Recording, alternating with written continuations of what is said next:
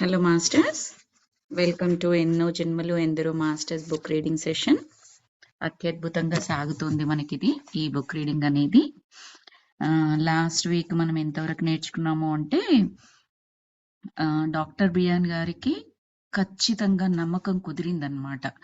ఈ చికిత్సా విధానం ఏదైతే క్యాథరిన్ కి నేను చేస్తున్నానో దీని ద్వారా నేను నేర్చుకుంటున్నాను చాలా ఎక్కువగా. డాక్టర్ గారికి ఇది ఓన్లీ చికిత్స గురించి మాత్రమే కాదు, నేను నేర్చుకోవాల్సింది చాలా ఉంది. అందుకే ఈ క్యాథరిన్ నా దగ్గరికి వచ్చింది, ఈ మాస్టర్స్ నాకు సందేశాలు పంపిస్తున్నారు అనేది చాలా స్పష్టంగా అర్థమైంది. ఎందుకంటే మాస్టర్స్ అడిగారు ఆయన, ఏంటి ఎవరి కోసం ఇదంటే నీ కొరకు చెబుతున్నాను, క్యాథరిన్ కొరకు కాదు ఈ సందేశాలు చెప్పేది అని చెప్పేసి క్లియర్ గా చెప్పారు మాస్టర్స్, కాంతి లోకంలో ఉన్న మాస్టర్స్. సో అందుకని ఈయనకి ఇంకా కూడా ఇంట్రెస్టింగ్ అయిపోయింది అనమాట. కేసు పరంగా కాదు, చికిత్స పరంగా కాదు, కంప్లీట్ గా ఆయన జీవిత విధానాన్ని మార్చబోతోంది. జీవిత విధానంలో ఎలా ఉండాలి, ఏం చెయ్యాలి, ఎందుకు చెయ్యాలి, అసలు ఒక విషయం జరిగితే ఎందుకు జరుగుతుంది అనేది ఆయనకు అస్పష్టంగానే స్పష్టమైంది అనమాట. ఆయనకి అస్పష్టంగా అంటే ఏంటో తెలియదు, కానీ ఏదో ఉంది ఖచ్చితంగా అన్నట్టుగా అస్పష్టంగా స్పష్టమైంది ఆయనకి. అక్కడ మనం స్టార్ట్ చేసుకున్నాము. తర్వాత నెక్స్ట్ ఏమంటున్నారంటే డాక్టర్ గారే చెప్తున్నారు, అత్యంత నాటకీయంగా నా మీద కురుస్తున్న ఆత్మ సందేశాలు అంటే ఆ మాస్టర్లు చెప్పే సందేశాలు. డైరెక్ట్ గా చెప్పారు కదా, నేను మీ గురించే చెప్తున్నాం డాక్టర్స్ అని చెప్పేసి చెప్పారు ఆ పైన ఉన్న మాస్టర్స్. సో నా మీద కురుస్తున్న ఆత్మ సందేశాలు, సంఘటనలు ప్రతిబింబించాయి. నా యొక్క మరియు నా భార్య జీవితాల్లో ప్రగాఢమైన పరివర్తనను మా జీవితాల్లో చేకూరుస్తూ ఉన్నాయి. ఆ పరివర్తన నా అవధానంలోకి కూడా ప్రవేశించింది.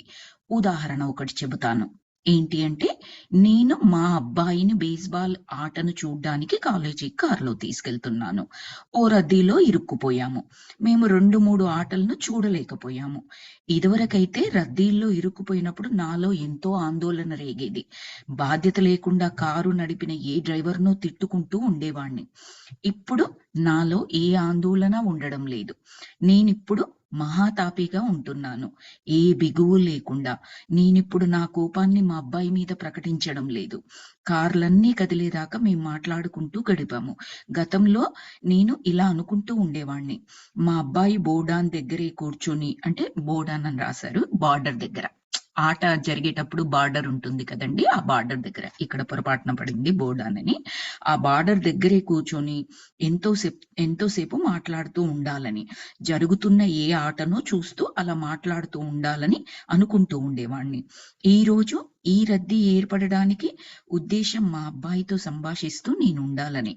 నాకు ఈ రోజు కూడా కోపం వచ్చేసి ఉంటే ఈ విధంగా ఆ లక్ష్యం నెరవేరి ఉండేది కాదు. ఒక పూట అంతా నాశనం అయిపోయి ఉండేది. ఎలా కనెక్ట్ చేసుకుంటున్నారు, అవేర్నెస్ లోకి వచ్చారు. ఇప్పుడు మనం కూడా ధ్యానం చేస్తూ ఉన్నప్పుడు, జ్ఞానం నేర్చుకుంటూ ఉన్నప్పుడు, ధ్యానం చేస్తూ ఉంటేనే అవేర్నెస్ పెరుగుతుంది మనకు. జ్ఞానం నేర్చుకుంటూ ఉంటే ఏమవుతుందంటే ఆ అవేర్నెస్ తో పాటుగా కనెక్ట్ చేసుకోగలుగుతాము. ఏది ఎందుకు జరిగింది, ఆ కనెక్ట్ చేసుకునే పరిజ్ఞానం చాలా పెరుగుతుంది మనకి. ధ్యానము ప్లస్ జ్ఞానము 2 చేస్తున్నప్పుడు అవేర్నెస్ తో పాటు కనెక్టింగ్ టు ద డాట్స్ అనేది ఇంప్రూవ్ అవుతూ ఉంటది అనమాట. ఇప్పుడు డాక్టర్ గారికి జరిగింది కూడా ఎగ్జాక్ట్లీ అదే. మామూలుగా ఒక చిన్న ఎగ్జాంపుల్ ద్వారా చెప్పారు. మామూలుగా వాళ్ళ అబ్బాయిని బేస్బాల్ అంటే క్రికెట్ లాగా ఉంటుంది ఆ ఆట కూడా, బ్యాటు బాల్ అలాగే కనిపిస్తూ ఉంటుంది. నాకు కూడా పూర్తిగా తెలియదు, కానీ ఆ బేస్బాల్ బ్యాట్ అది చూశాను అనమాట. సో ఆ గేమ్ కి అలా తీసుకెళ్తూ ఉన్నప్పుడు కార్లో వెళ్తారు కదా, ట్రాఫిక్ జామ్ అయినప్పుడు చాలా విసుగ్గా ఉండేదంట. ఎవరైనా అడ్డగోలుగా కార్లు నడిపినప్పుడు ఆ డ్రైవర్లను తిట్టడము, ట్రాఫిక్ జామ్ అవుతుంటే ట్రాఫిక్ జామ్ ని తిట్టడము, ఇలా రకరకాలుగా మనందరికీ ఉంటుంది ఆ ఎక్స్పీరియన్స్. అలాగే ఆయనకు ఉండేది. ఇన్స్టెడ్ ఆఫ్ కార్లో కూర్చున్న అబ్బాయితో చక్కగా మాట్లాడుకోవచ్చు ఆ ట్రాఫిక్ జామ్ లో, కానీ ఫ్రస్ట్రేషన్ మొత్తం అనవసరమైన దాని మీదకి వెళ్ళిపోతూ ఉంటుంది మనకి. రైట్? ఎవరికైనా అది నార్మలే. ఎంతో అవేర్నెస్ తో ఉంటే తప్పిస్తే, అరే మా అబ్బాయితో మాట్లాడడానికి నా మామూలుగా తీరిక దొరకనే దొరకదు. ఇప్పుడు ఈ 10 మినిట్స్ ట్రాఫిక్ జామ్ లో ఇరుక్కున్నాము, వాడు కారులో ఉన్నాడు, నేను కారులో ఉన్నాను, చక్కగా మాట్లాడుకుంటే అన్న ఆలోచన మనకు రాదు జనరల్ గా. సో ఇప్పుడట ఆయనకు అలా అనిపించిందంట. ఆ కోపము, ఆందోళన, చిరాకు ఏవి కలగకపోగా అబ్బాయితో చక్కగా మాట్లాడుతూ, మామూలుగా అయితే ఆటలో ఉన్నప్పుడు వాడు బార్డర్ దగ్గర కూర్చుంటే ఆట చూడమని, వాడితో మాట్లాడాలని, ఆ బయట గ్యాలరీలో కూర్చుంటారు కదండీ! వాళ్ళ ఆట అవసరం లేనప్పుడు. అవన్నీ ఉంటాయి కానీ అది ఇప్పుడు నా కార్‌లోనే జరిగింది. ఎంతో హ్యాపీగా ఉంది. లేకపోతే నేను మిస్ అయిపోయేవాడిని మా అబ్బాయితో. చాలా మందికుంటుంది మనలో. డే లాంగ్ మనం చాలా బిజీగా ఉంటాము. ఒక్కొక్క పని ఆఫీస్ పనుండనివ్వండి, ఆఫీస్ వర్కులేనివ్వండి, హౌస్ మేకర్స్ ఎవరైనా సంబంధం లేదు. ప్రతి ఒక్కరం కూడా ఏదో ఒక పనులతో బిజీగా ఉంటూ ఉంటాము. కానీ ఆ బిజీనెస్‌లోనే గమనించినట్లయితే మనకు టైం దొరుకుతుంది. మనకిష్టమైన పనులు చేయడానికి. అది మన పిల్లలతో ఆడుకోవడం, మాట్లాడుకోవడం, వాళ్ళకి విద్యా బుద్ధులు చెప్పడం, వాళ్ళని ఇక్కడికి, అక్కడికి తీసుకెళ్ళడం కానివ్వండి, లేదా మనకు నచ్చిన పనులు చేసుకోవడానికి. నాకసలు రోజు మొత్తం ఏమంటారు వాక్ చేయాలని ఇష్టం ఉండింది. నాకస్సలు టైం లేదు. మార్నింగ్ చూస్తే క్లాసెస్, ఆఫ్టర్‌నూన్ చూస్తే వర్క్, ఈవినింగ్ చూస్తే ఇంకొకటి ఇంట్లో పని ఇలా ఉంది అని అనుకుందాము. నేనేం చేయొచ్చు? కాస్త నేను నడక నేను చెయ్యాలి అన్నది నేను మైండ్‌లో పెట్టుకుంటే ఇది నేను చేస్తూ చెప్తున్నాను మాస్టర్స్. ప్రస్తుతం నేనదే చేస్తున్నాను. ఏం చేస్తానంటే నా మీటింగ్స్ ఉంటాయి కదా! ల్యాప్‌టాప్‌లోనే కదా! ఆ ల్యాప్‌టాప్ పట్టుకొని అటు ఇటు ఇంట్లోనే తిరుగుతాననమాట. గంటలు మీటింగులు జరుగుతా ఉంటాయి. మనం నడుస్తూ కూడా మీటింగ్ మీద ఫోకస్ పెట్టవచ్చు. కొన్ని సార్లు గంట సేపు మీటింగ్ జరుగుతూ ఉంటుంది. ఆ గంట సేపులో గంటకు గంట మనం ఖచ్చితంగా మాట్లాడాల్సిన అవసరము ఉండదు. ఖచ్చితంగా వినాల్సిన అవసరం కూడా ఉండకపోవచ్చు. అంటే అటు ఇటు చూస్తూ, అటు ఇటు నడుస్తూ మనం విన్నా కూడా సరిపోతూ ఉంటుంది. అది మనకర్థమైపోతుంది. ఏ మీటింగ్స్ ఎలా ఉంటాయి? ఏ పని ఎలా ఉంటుంది? మనకర్థమైపోతుంది. ఆ టైంలో యుటిలైజ్ చేసుకున్నామనుకోండి, ఆ 10 మినిట్స్ వాక్ అయిపోయినట్లే. ఆ స్ట్రెస్ రిలీజ్ అయిపోతుంది మనకి. లేదు వాకింగ్ చేయాలి అన్న కోరిక లేదా ఆరోగ్యం ఏదైతే ఉందో దాని కొరకు చేస్తున్నాము అనుకునేది అది ఆ విధంగా తీరిపోతుంది. నేను పక్కాగా ఏ పని లేకుండా నాకు మాత్రం 10 నిమిషాలు కావాలి అంటే నాకు దొరకొచ్చు, దొరక్కపోవచ్చు. ఒకప్పుడు ఎగ్జాక్ట్‌లీ వాకింగ్ చేయడానికి నాకు టైం ఉండదు అని అనుకునేదాన్ని. నేను జాన్యువరి ఎండింగ్ నుంచి స్టార్ట్ చేశాను. వీక్లీ అట్‌లీస్ట్ 4 డేస్ చేయాలని ఫ్రెండ్‌తో కలిపి వాకింగ్ చేస్తాను. తనకు కుదరని రోజు, బయట వెదర్ బాగుండని రోజు ఇంట్లోనే తిరుగుతా ఉంటాను. ఇటు అటు, ఇటు అటు. ఇప్పుడైతే లాస్ట్ వీక్ నుంచి ఆ మీటింగ్స్ అప్పుడు. మరి ఆఫీస్ వర్క్ ఎవరు చేయాలి? నేను నడుచుకుంటూ కూర్చుంటే కష్టం కదా! సో, నేను చేసుకునేటప్పుడు చేసుకుంటూ, ఆ మీటింగ్స్ ఉన్నప్పుడు ఏదైతే మీటింగ్స్ కాస్త పర్వాలేదనుకున్నయి ఉంటాయో ల్యాప్‌టాప్ పట్టుకొని ఇంటి నిండా తిరుగుతున్నానింక. ఆ స్టవ్ మీద ఏదైనా పెట్టాను, అప్పుడు నడుస్తూ ఉన్నాను. అలా మనము మనకున్న సంకల్పాన్ని బట్టి అవేర్‌నెస్ ఉండి, జ్ఞానం కూడా తోడున్నట్లయితే, మన పనులను చక్కగా మధ్యలో సమకూర్చుకోవచ్చనమాట. టైం లేదు అనడం కన్నా, ఆ టైంని కరెక్ట్‌గా వాడుకోగలిగే జ్ఞానం అనేది మనకి ఏర్పడుతూ ఉంటుంది. ఇప్పుడు ఆయన చేసింది కూడా అదే. Busy doctor. 10 నిమిషాలు ఆయన కొడుకుతో మాట్లాడలేడు. ఇప్పుడు ఆ 10 నిమిషాలు ట్రాఫిక్ జామ్ అనేది అత్యంత ఉపయోగకరంగా అనిపించింది ఆయనకి. చాలా సంతోషంగా అనిపించింది.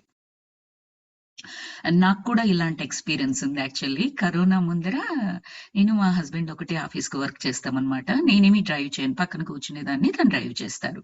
సో, మాకి ఆల్‌మోస్ట్ 30-40 మినిట్స్ ఉంటుంది ఆఫీస్ అనేది. ట్రాఫిక్ జామ్ అయిందంటే గంటన్నర కూడా ఉంటుంది. Traffic jam most of the times అవుతూ ఉంటది మాకు. నేను కూడా అలాగే చిరాగ్గా తిట్టుకునేదాన్ని. వీళ్ళ వర్క్ ఫ్రమ్ హోమ్ ఆప్షన్ ఇవ్వచ్చు కదా! ఇంతింత దూరం పడి, ఈ గంట సేపు నాకు వర్క్ ఫ్రమ్ హోమ్ ఆప్షన్ ఇస్తే, ఈ గంట సేపు వాళ్ళకి బిల్లింగ్ నాకు డబ్బులివ్వకుండానే నేను ఎక్స్‌ట్రా పని చేస్తాను. ఇలా అంటూ ఉండేదాన్ననమాట. నా కామెంటరీ నాకు నడుస్తూనే ఉండేది. అయితే మామూలుగా మాకు ఇద్దరికి కూడా ఈ సత్సంగాలు వినడం అలా ఇష్టం ఉండేదనమాట. మా వారికి కూడా ఇష్టము. సో, మేమేం చేసామంటే చాగంటి గారిది ఒక యాప్ దొరికింది మాకు. మొబైల్ యాప్ దొరికింది. యూ డోంట్ బిలీవ్ ఇలాగే ట్రాఫిక్ జామ్ అయిన రోజు నాకంటే ఎక్కువగా సంతోషం ఎవరు పడుండరేమో అని అనిపించేది నాకు. నేనా డ్రైవ్ చేసేది లేదు. మా వారు డ్రైవ్ చేస్తారు. ఇద్దరము కలిసి అది ఆ కార్‌లోనే పెట్టుకొని వినేవాళ్ళనమాట. చాగంటి యాప్‌లో ఉన్న ఆల్‌మోస్ట్ ఎవ్రీ ఎపిసోడ్ మేము కంప్లీట్ చేసాం. ఆఫీస్‌కి వెళ్తూ, ఆఫీస్ నుంచొస్తూ. ముందర అనుకుంటాం కూర్చోగానే, ఏదైనా మాట్లాడాల్సింది ఉందా? ఏమీ లేదు. కమాన్ అది పెట్టేసడం. 100% ఫోకస్‌తో వినగలిగేదాన్ని నేనప్పుడు. బిఫోర్ కరోనా వరకు చాగంటి యాప్ అయిపోయింది. ఇంకా వేరే సత్సంగాలుంటాయి, ప్రవచనాలుంటాయి. అవన్నీ వినడం. అవన్నీ నాకిప్పుడు ఈ రోజు క్లాస్ తీసుకుంటుంటే ఎన్ని సార్లు ఉపయోగపడతాయి నాకవి. అంత టైం నేను ఇంటికొచ్చాక పెట్టగలనా? లేదు. ఆఫీస్‌లో ఉన్నప్పుడు పెట్టగలనా? లేదు. వీకెండ్‌లో పెట్టగలనా? లేదు. ఇంకో యాక్టివిటీ ఉంటుంది నాకు.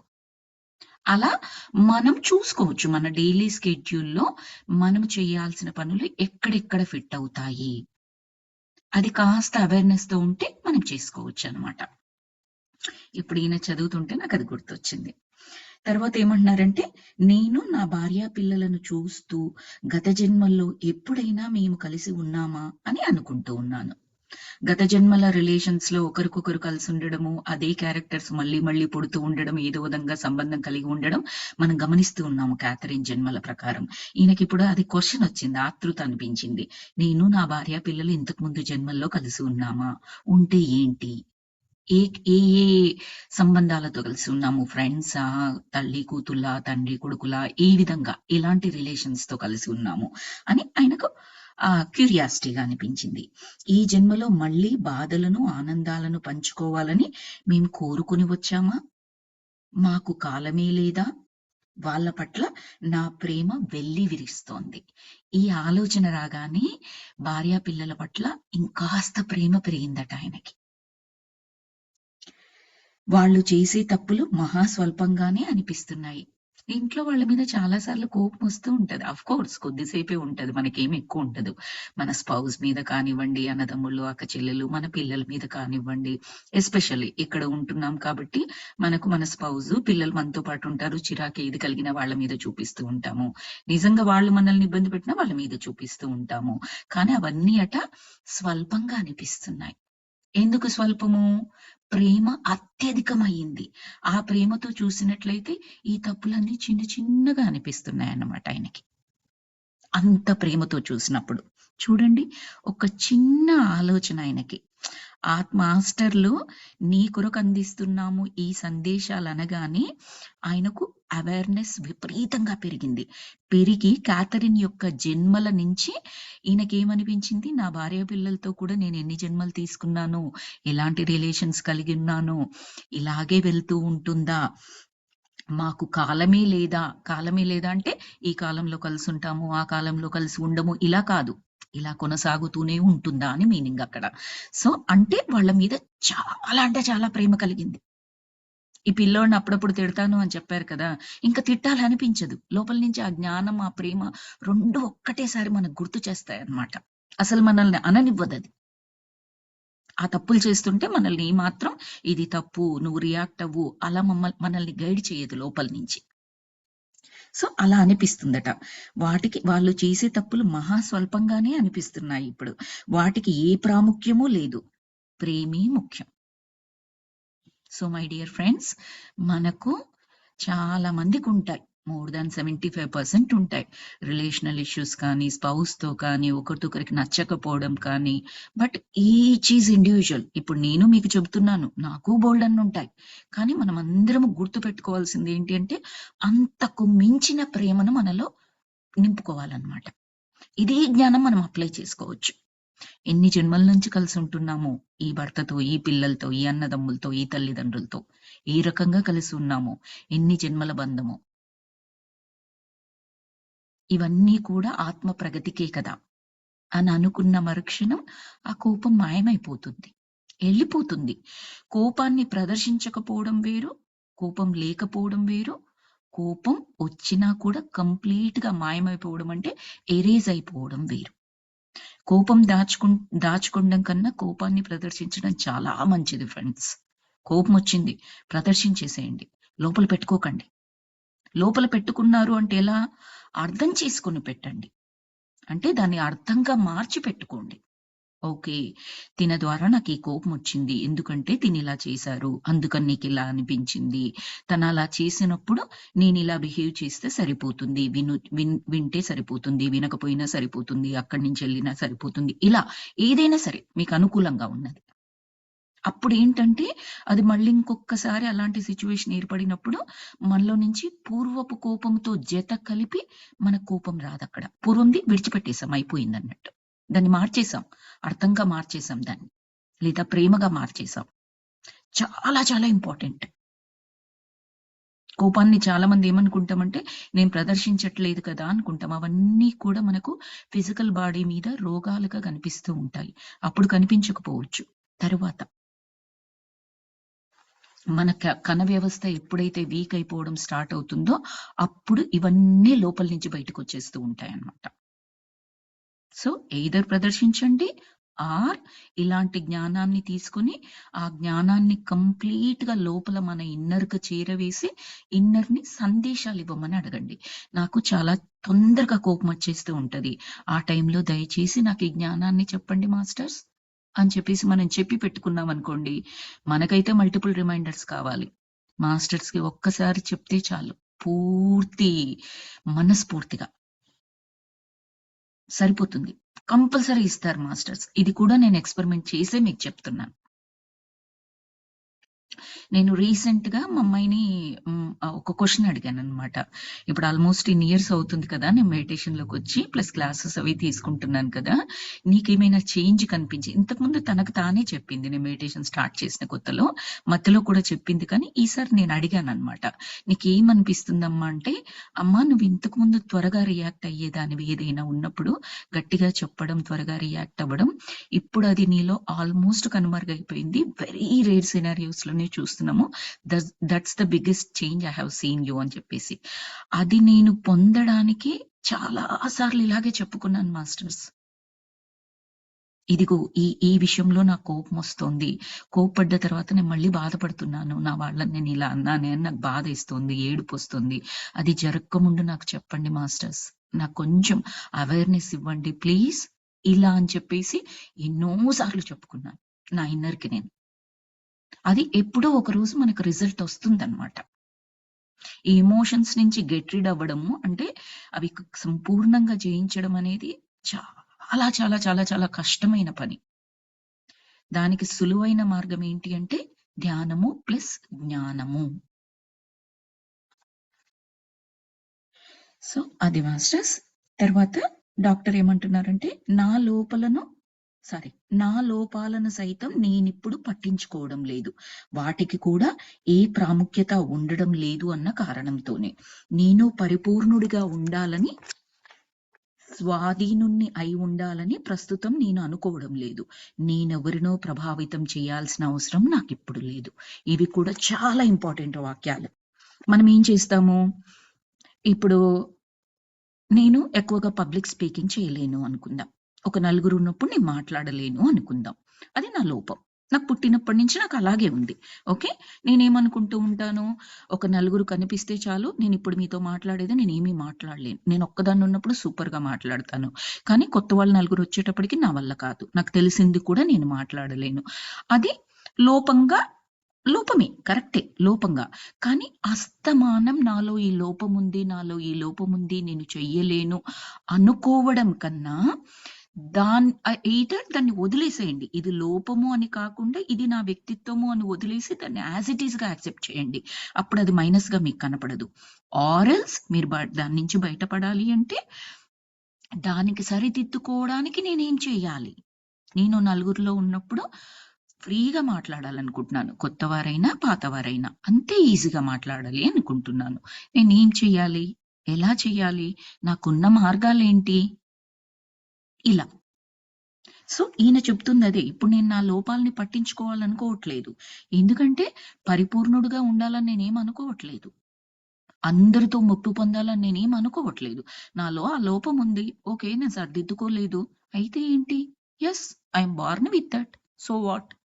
I have so many other qualities. Accept చేయడం అన్నమాట ఇక్కడ. మనకందరికి ఏముంటుందంటే బయటి వారితో ఆ అప్రూవల్ తీసుకోవాలని ఉంటుంది. అది న్యాచురల్‌గా మనకు తెలియకుండానే జరిగిపోతూ ఉంటుంది. వీళ్ళేమనుకుంటారో, వాళ్ళేమనుకుంటారో, ఇది కదా, అది కదా. 90% ఆఫ్ ద టైమ్ మనం ఏం చేస్తూ ఉంటామంటే బయట నుంచి అప్రూవల్ కొరకు ఎదురు చూస్తూ ఉంటామన్నమాట.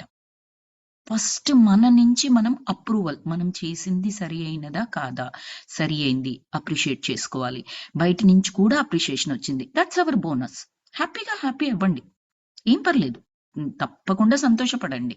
రీచార్జ్ అవుతుంది మనకి. ఒకవేళ అప్రిషియేషన్ ఏమీ దొరకలేదు. మీ నుంచి మీకే దొరికింది. It's okay.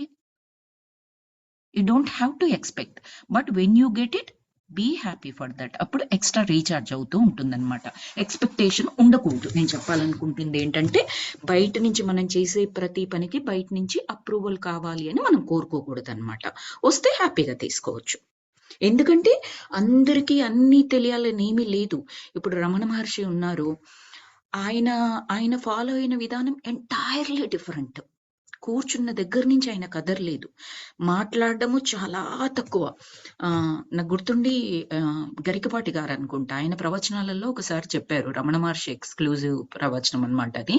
అందులో చెప్పారు, ఆయన జీవితం మొత్తం మీద ఒక 2-3 వాక్యాలు ఒకేసారి మాట్లాడింది వెరీ వెరీ రేర్ అట. ఇప్పుడు మనం మాట్లాడుతున్నామే, నేను ఇప్పుడు ఒక విషయం చెప్పడానికి ఒక 10 వాక్యాలు మాట్లాడుతున్నాను, రైట్? ఆయన అలా ఒకటి చెప్పడానికి 2-3 వాక్యాల పైన మాట్లాడింది ఆయన జీవితంలోనే లేదట. కానీ ఎంత ఇంపాక్ట్ ఉంది. నాట్ ఓన్లీ మన సనాతన ధర్మం ఫాలో అయ్యే వాళ్ళు మాత్రమే కాదు, వెస్ట్రన్ కంట్రీస్ నుంచి కూడా ఎంతో మంది వచ్చేవాళ్ళు. ఆయన ఏమీ మాట్లాడేవారు కాదు. వస్తారు, ఆయన ముందు ఆవరణలో కూర్చుంటారు. 1 రోజు, 2 రోజులు, 3 రోజులు వాళ్ళు ఏదో సమస్యతో వస్తారు. వచ్చేసి కూర్చుంటారు. కామ్‌గా ఎళ్ళిపోతారు. ఆయన మాట్లాడింది లేదు, వీళ్ళు అడిగింది లేదు. వీళ్ళకి సొల్యూషన్ దొరికిపోతుంది, ఎళ్ళిపోతారు. ఎక్కడి నుంచి వచ్చింది మరి సొల్యూషను? మౌనం టు మౌనం. టెలికమ్యూనికేషన్. అంత పవర్‌ఫుల్ ఉంది ఆయనది. మౌనంగా ఉండి అంత ఎనర్జీని దాచుకోగలిగారనమాట. అలాగని మాట్లాడితే మీకు ఎళ్ళిపోతుంది, ఎనర్జీ ఎళ్ళిపోతుంది అలా కాదు. మాట్లాడిన మాట సరి అయినదైతే ఏమీ ఎనర్జీ వేస్ట్ కాదు. ఇప్పుడు నేను నిన్న డే లాంగ్ ఆఫీస్ పని మామూలుగా చేసుకుని ఉంటే నా ఎనర్జీ డ్రైన్ అయ్యేది కాదు. నాకు వేరే చికాకులొచ్చాయన్నమాట. నా పని జరిగింది చాలా తక్కువ నాకు. వీళ్ళని కాంటాక్ట్ అవుతూ నాకు హెల్ప్ దొరకక ఒకరి నుంచి ఒకరికి ఆ డిఫరెంట్ టైప్ ఆఫ్ ఇబ్బందుల వల్ల ఏమైందంటే చాలా చికాకు, చాలా స్ట్రెస్ పొందాను నేను. చెప్పలేనంత ఎనర్జీ పోయింది నాకు నిన్న. End of the day night 9:00 నేను బెడ్‌కెళ్ళిపోయాను, పడుకున్నాను. ఐ కుడెంట్ ఇంకా. టోటల్ బాడీ పెయిన్స్, అస్సలు ఎనర్జీ లేకుండా ఉండింది. నేనేమీ ఆ పని ఎక్కువ చేయడం కాదక్కడ నాకు జరిగింది. నా మెదడు ఎక్కువగా ఆలోచించింది. దానివల్ల ఎనర్జీ లూజ్ అయిపోయాను. నా మైండ్‌లో నేనంతా అవన్నీ చేస్తున్నప్పుడు నా మైండ్‌లో మౌనం ఉందనుకోండి, అప్పుడు నేను ఎనర్జీ అంత లూజ్ అయ్యేదాన్ని కాదనమాట. జస్ట్ అన్ ఎగ్జాంపుల్‌గా ఎక్స్‌ప్లెయిన్ చేయడానికి చెప్తున్నాను. ఎనర్జీ ఎలా పోతూ ఉంటుంది. సమ్‌టైమ్స్ డే లాంగ్ వర్క్ చేయకపోయినా కూడా ఎనర్జీ మొత్తం పోయినట్లుగా ఉంటుంది. చెక్ చేసుకోవాలి. నా బ్రెయిన్‌లో ఏమైనా థాట్స్ వెళ్తున్నాయా? ఎటువంటి థాట్స్ వెళ్తున్నాయి? ఓకే, ఈ థాట్స్ వెళ్ళాయి. అది నా ఎనర్జీని డ్రైన్ చేశాయి. మనం గుర్తుపెట్టుకోవాలి. ఈ కైండ్ ఆఫ్ థాట్స్ నన్ను నా ఎనర్జీ మొత్తం పీల్చేస్తున్నాయి. We should not try to do that. Practice మెల్లగా, ఓవర్ నైట్ అయిపోదు. మెల్లగా ప్రాక్టీస్ చేసుకోవాలి. ఆ థాట్స్ ని తగ్గించుకోవడం మెల్లమెల్లగా దాని నుంచి ఖచ్చితంగా సొల్యూషన్ దొరికి తీరుతుంది మీకు. సో మనం ఎక్కడ ఈ టాపిక్ స్టార్ట్ చేసుకున్నామంటే, బయట నుంచి నేనేమి అప్రూవల్ కోరుకోవడం లేదు అని చెప్తున్నారనమాట. నేనెవరినో ప్రభావితం చేయాల్సిన అవసరం లేదు. ఆ ఆత్మ అన్న దాని గురించి నేర్చుకునే ప్రయత్నంలో ఈయన అడుగులు వేస్తున్నారు ఇప్పుడు డాక్టర్ గారు. ఆ ఆత్మ సందేశము అన్న వర్డ్ అందుకు యూజ్ చేశారు మనకక్కడ.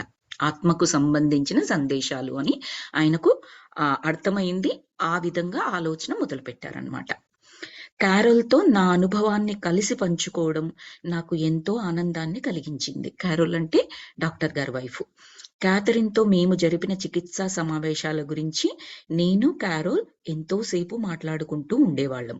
క్యారోల్‌కి స్థిరమైన విశ్లేషించే మనస్సు ఉన్నది. ఈయన డాక్టర్ గారు తను మిగతా అనుభవాలు పంచుకోవాల్సిన అవసరం ఆయనకు రాలేదు. కానీ క్యారోల్‌కి సంబంధించింది డిఫరెంట్ కేస్ కాబట్టి వైఫ్‌తో మాట్లాడితే వైఫ్ కట స్థిరమైన విశ్లేషించే మనస్సు ఉందంట. చక్కగా అనాలిసిస్ చేయగలదంట. అందుకని ఆయనకు చాలా రిలీఫ్‌గా ఉండేది వైఫ్‌తో మాట్లాడుతూ ఉన్నప్పుడు. క్యాథరిన్ చికిత్స జాగ్రత్తగా, వైజ్ఞానికంగా ఉండేది. నాకు లభ్యమైన సమాచారాన్నంతా సరైన దృక్పథంతో గమనించడానికి అది ఉపయోగపడేది. క్యాథరిన్ అందిస్తున్న జ్ఞానం మరింత ఎక్కువ అవుతున్నప్పుడు, క్యాథరిన్ మరింత గొప్ప సత్యాలను వెల్లడిస్తూ ఉన్నప్పుడు, క్యారోల్ నా సందేహాలను, సంతోషాలను నాతో కలిసి పంచుకుంటూ ఉండేది. క్యాథరిన్ చెబుతున్న జ్ఞానము ఆమె అందిస్తున్న పరిజ్ఞానం ఏదైతే ఉందో ఆ సత్యాలను అవన్నింటిని కూడా వైఫ్ తో పంచుకునేటప్పుడు చాలా సంతోషంగా ఉండేదట. ఎందుకంటే she also in the same vibration as doctor గారు. డాక్టర్ ఏ ఫ్రీక్వెన్సీ, ఏ ఎనర్జీస్ తో ఉన్నారో క్యారోల్ అలాంటి ఎనర్జీస్ తోనే ఉన్నారు కాబట్టి ఆవిడ అర్థం చేసుకోగలిగింది. నేను ఈ మాట ఎందుకు చెప్పాల్సి వస్తుంది సేమ్ ఎనర్జీస్ అని అంటే, డాక్టర్ గారు ట్రీట్మెంట్ మొదలు పెట్టిన తర్వాత చాలా సార్ల వరకు కూడా పైనుంచి సందేశాలను విన్నా ఆయన లోపల నుంచి మళ్ళీ ఇంకొక డౌట్ వచ్చేది, ఇంకొక డౌట్. ఇప్పుడు కూడా పూర్తిగా డౌట్స్ పోయాయో లేదో ఇంకా మనకు తెలియదు. ఎన్నో డౌట్స్ వచ్చేది చికిత్స ద్వారా డైరెక్ట్ గా ఆయన వింటూ ఉన్నప్పటికీ కూడా. క్యారోల్ అంటే వాళ్ళ వైఫ్ ఏమీ చికిత్సలో లేదే, ఏదో లాస్ట్ కపుల్ ఆఫ్ సిట్టింగ్స్ నుంచి ఆయన రమ్మన్నందుకు వచ్చి కూర్చుంటుంది, ఆయన చెప్పేది వింటూ ఉన్నది. అలాంటప్పుడు ఆమె పూర్తిగా నమ్మాలని ఏం రూల్ లేదు. థర్డ్ పర్సన్ ఇన్ఫర్మేషన్ ఆమెకి. ఇప్పుడు డాక్టర్ గారు డైరెక్ట్ గా చూస్తున్నారు క్యాథరిన్ ద్వారా మాస్టర్ సందేశాలన్నీ. క్యారల్ అలా డైరెక్ట్ గా ఏం చూడలేదు, నమ్మాలని ఏమీ లేదు. ఆమె కూడా ఒక క్రిస్టియన్, సో నమ్మాలని ఏమీ లేదు. కానీ అంతే ఈక్వల్ గా నమ్మింది. అంటే అదే వైబ్రేషన్ లో ఉంది ఆవిడ. డాక్టర్ గారు చెప్పింది యాజ్ ఇట్ ఈస్ గా తీసుకునే వైబ్రేషన్ లో. కాబట్టి ఆయనకు ఆ విధంగా చాలా సంతోషము కలిగింది, స్వాంతన కలిగింది. ఎందుకంటే ఏదైనా తిని విశ్లేషించుకోలేకపోయాడనుకో, ఆ పక్క వాళ్ళతో చర్చించేటప్పుడు టక్కున మన బ్రెయిన్ లో లైట్ వెలుగుతుంది అనమాట. ఓ ఇది కదా అని. మనం కామ్గా కూర్చున్నప్పుడు వెలగలేని లైట్ కొన్నిసార్లు అదే ఫ్రీక్వెన్సీస్ ఉన్న వాళ్ళతో మనం మాట్లాడుతూ ఉన్నప్పుడు సడన్ గా వెలుగుతుంది. దాన్ని ఏమని పిలవచ్చు అంటే గ్రూప్ ఎనర్జీస్. మనం ఎప్పుడు చెప్తాం కదా, ఆ గ్రూప్ ఎనర్జీస్. మనమే అక్కడ చెప్పేది, మనమే answer.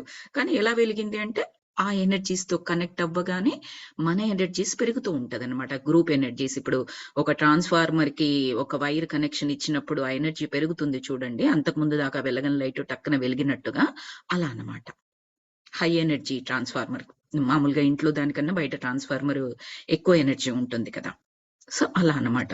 So group energies are that powerful. అది చెప్పడానికి నేను ఆ వాక్యం మీకు చెప్పాను అనమాట. అది మాస్టర్స్ 6th చాప్టర్ కంప్లీట్ అయ్యింది మనకి ఇక్కడికి. మీరేమైనా డిస్కస్ చేద్దాము అంటేనేమో we can do that. I can stop here. Otherwise 7th చాప్టర్కి వెళ్తాను. చెప్పండి మీరు. బికాస్ ఈరోజు చక్కటి విశేషాలు, చక్కటి పాయింట్స్ కొన్ని మనము మాట్లాడుకున్నాము అనిపించింది. You want me to continue with the 7th chapter now, or మీరేమైనా డిస్కస్ చేస్తారా?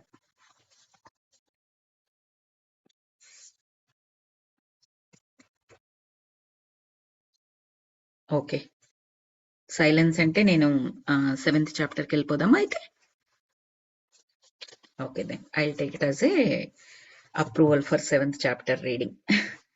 ఓకే, సో నెక్స్ట్ చాప్టర్ లో ఆ మరుసటి వారంలో క్యాథరిన్ చికిత్స సమయాంకం కోసం వచ్చినప్పుడు నేనున్నాను ఆమెకు తన అద్భుత సందేశాల మాటల టేపులను వినిపించేందుకు సంసిద్ధంగా.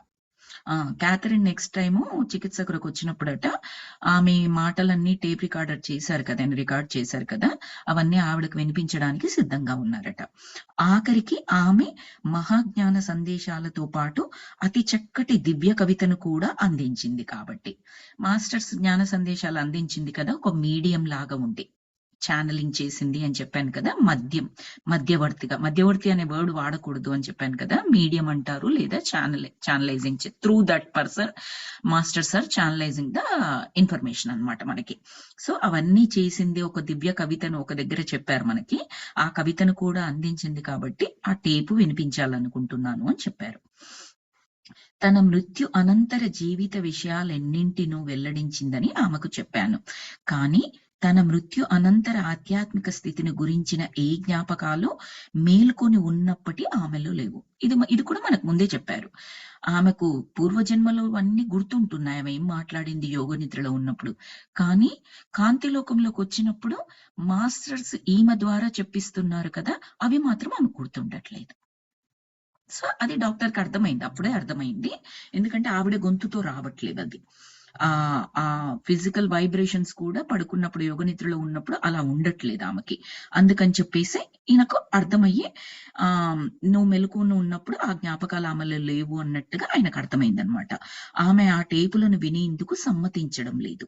ఎంతో కోలుకొని ఎంతో ఆనందంగా ఉంటున్న ఆమెకు తను మాట్లాడిన సమాచారాన్నంతా వినాలన్న ఉత్సాహమే ఉండడం లేదు.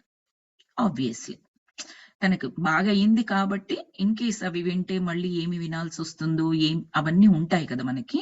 ఇప్పుడు హ్యాపీగా ఉన్నాను. దట్స్ ఆల్ ఐ నీడ్ అన్నట్టుగా ఆమెకు పెద్దగా ఆసక్తి లేదనమాట. పైగా ఆ మాటలన్నీ తనకు ఎంతో బెదురు పుట్టించేస్తూ ఉంటాయేమోనని ఆమె కలవరపడుతుంది. యెస్. మనం ఇప్పుడే అనుకున్నాం కదా! మళ్ళీ ఎందుకు అవన్నీ వింటే మళ్ళీ భయపడతానేమో, ఆందోళన చెందుతానేమో, వద్దులే అన్నట్టుగనమాట. అయినా నేను ఆమెను బలవంత పెట్టి అవి ఎంతో అద్భుతంగా, అందంగా, ఉద్ధరించేట్లుగా ఊరిస్తూ ఉంటున్నాయని నువ్వు కూడా విని తీరాలని చెప్పి ఒప్పించాను.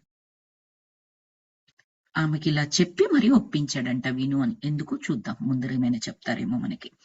ఏదో రహస్యం చెప్తున్నట్లు వినపడుతున్న ఆ మాటలను కాసేపు విని ఆపేయించేసింది క్యాథరిన్. ఆ మాటల్ని వింటూ ఉంటే తనకు ఎంతో ఇబ్బందిగా, దిగులుగా ఉంటోందని చెప్పి నాకు అప్పుడు జ్ఞాపకం వచ్చింది. ఇది చెప్తున్నది నీ కోసం మాత్రమే, ఆమె కోసం కాదు అన్న మాస్టర్ మాట చెప్పేశారు. అంత బలవంతంగా ఆమెకు వినిపించాలని నాకనిపిస్తోంది. చాలా అనిపిస్తోంది. ఫస్ట్ ఆమె అసలు వద్దు అని చెప్పింది. వద్దు అని చెప్పినా విను బావుంది, అట్లుంది, ఇట్లుంది అని చెప్పేసి ఒప్పించారు. ఒప్పించిన తర్వాత టేప్ రికార్డర్ ఆన్ చేసిన తర్వాత కొద్దిసేపటికి మళ్ళీ స్టాప్ చేయించింది. స్టాప్ చేయించి నాకు వినాలనిపించట్లేదు. నాకు ఇబ్బందిగా ఉంది. వద్దు అని చెప్పేసి చెప్పింది. చెప్తే డాక్టర్‌కి అప్పుడు గుర్తొచ్చింది. ఏమని? నీ కొరకు చెప్తున్నా మీ ఆత్మ సందేశాలన్నీ క్యాథరిన్ కొరకు కాదు. అందుకని ఆమెకు వినాలనిపించట్లేదు. అదేమీ తెలీదు. మాస్టర్స్ ఈయన కొరకు చెబుతున్నారు, క్యాథరిన్ కొరకు కాదు అన్న వాక్యం గురించి కాదు క్యాథరిన్ వినకపోవడం. కేవలం ఆ మనసు యాక్సెప్ట్ చేయట్లేదు. Because it's not for her. తనకు కాని దాన్ని తను వినాలని అనుకోవట్లేదన్నమాట. అది లోపల నుంచి తనకొస్తోంది అది. అందుకని ఇంట్రెస్ట్ కలగడం లేదు. ఈ చికిత్సాంకాలను ఇంకా ఎంతకాలం పాటు కొనసాగించాలో తేల్చుకోలేకపోతున్నాను. అతి శీఘ్రంగానే ఆమెలో గణనీయమైన పరివర్తన కనిపిస్తోంది కాబట్టి నాకర్థం కావట్లేదు ఇంకెంతకాలం చికిత్స చేయాలో. ఆమె మనస్సు తటాకంలో ఇప్పుడు అతి సూక్ష్మ అలలు మాత్రమే రేగుతున్నాయి. తటాకము అంటే చెరువు మాస్టర్స్. ఒక కవితాత్మకంగా చెప్పారు. ఆమె మనస్సు అనే చెరువులో చిన్న చిన్న అలలు మాత్రమే ఉన్నాయి. ఒకప్పుడు ఒక సముద్రంలోని అలల మాదిరిగా ఉండేది ఆమె మనస్సు అనేది. ఇప్పుడు ఒక చిన్న చెరువులో ఒక అల అంటే ఎలా ఉంటుందో అంత చిన్నగా అయిపోయి. అంటే చాలా ఆందోళనలు తగ్గిపోయాయి అని అర్థం. గతంలో అది ఉండేది అల్లకల్లోలంగా. ఆమె మనసు ఉండేది అల్లకల్లోలంగా. ఇప్పటికీ ఏకాంతవాసంతో ఒక గదిలో ఉండాలంటే ఆమె భయపడిపోతూనే ఉంది. స్టూవర్టులో ఆమె సంబంధం అంటీ అంటనట్లుగానే ఉంటుంది. స్టూవర్ట్ అంటే ఆమె యొక్క హస్బెండ్. ఆ లివ్ ఇన్ రిలేషన్‌షిప్ లో ఉన్న అతను. కానీ ఇప్పుడు ఆమె మానసిక ఆరోగ్య పరిస్థితి ఎంతో మరుగుపడి ఉంది. అంటే ఏం చెప్పాలనుకుంటున్నారంటే ఇంకా 2 విషయాలలో ఆమె ఆందోళన తగ్గలేదు. ఎలా తగ్గుతది? ఏంటి? ఆ ఫార్ములా ఏంటి? మనకు తెలుసు. ఆ స్టూవర్ట్ అనే అతనెవరు? అతని గురించి కూడా తన తండ్రి గురించి ఎలాగైతే అవగాహన నేర్చుకుని ఉన్నదో, తండ్రి కూడా ఏదో జ్ఞానం కొరకే అలా చేసి ఉన్నాడు అని తెలుసుకున్న తర్వాత చాలా రిలీఫ్ అయిపోయి తండ్రి మీద ప్రేమ పెరిగింది. తండ్రితో మాట్లాడింది కదా! ఇప్పుడు స్టూవర్ట్ కూడా అతని గురించి కూడా తెలుసుకుంటే ఈమెకు ఆ లోపల ఉన్న బాధ దూది పింజలాగా ఎగిరిపోతదన్నమాట. అది పోతుంది. అప్పుడు అందులో నుంచి బయటపడుతుంది. అలాగే చీకటి గదిది మాత్రం కూడా పోలేదట. ఈ 2 పోలేదు. అంటే దాని అర్థం ఏంటంటే ఈయన ఇంకా చికిత్స కొనసాగించాలి. మళ్ళీ యోగ నిద్రలోకి తీసుకెళ్ళాలి. ఇంకా కొన్ని జన్మల గురించి తెలుసుకోవాలి. ఎక్కడో ఒక దగ్గర ఈ స్టూవర్ట్‌కి సంబంధించింది దొరుకుతుంది. అప్పుడు ఈయనతో ప్రాబ్లమ్ ఉండదు. ఆ చీకటి గదికి సంబంధించింది ఇంకా వివరం దొరుకుతుంది. అప్పుడు అది కూడా పోతుందన్నమాట. అందుకొరకు ఆ 2 వాక్యాలు మనకు చెప్పారిక్కడ. ప్రతి వాక్యానికి మీనింగ్ ఉంది మాస్టర్స్. ఒక్కటి కూడా అనవసరమైంది రాయలేదు ఆయన ఇక్కడ డాక్టర్ గారు. బుక్ రాసింది డాక్టర్ బ్రియాన్ గారే. క్యాథరిన్ కు ఓ సాంప్రదాయిక చికిత్స అంకాన్ని నిర్వహించి ఎంతో కాలమైంది. క్యాథరిన్ కి అవి ఇప్పుడు అవసరం లేదు. కాసేపు ఆ వారంలో జరిగిన విషయాలను గురించి తెలుసుకునేందుకు మాట్లాడి, ఆ తర్వాత ఆమెను యోగనిద్రా స్థితిలోనికి నేను తీసుకెళ్ళిపోతున్నాను. ఆమెకొస్తున్న వాస్తవ ఘోర వ్యధల వేధింపుల 1 సెకండ్ మాస్టర్స్.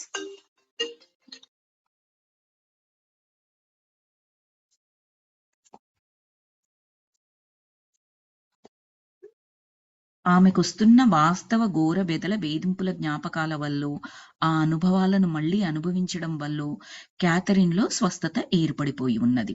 ఆమెలో భయాలన్నీ, బెదురులన్నీ అదృశ్యం అయిపోయాయి. ఆమెలో మృత్యు భయం పోయింది.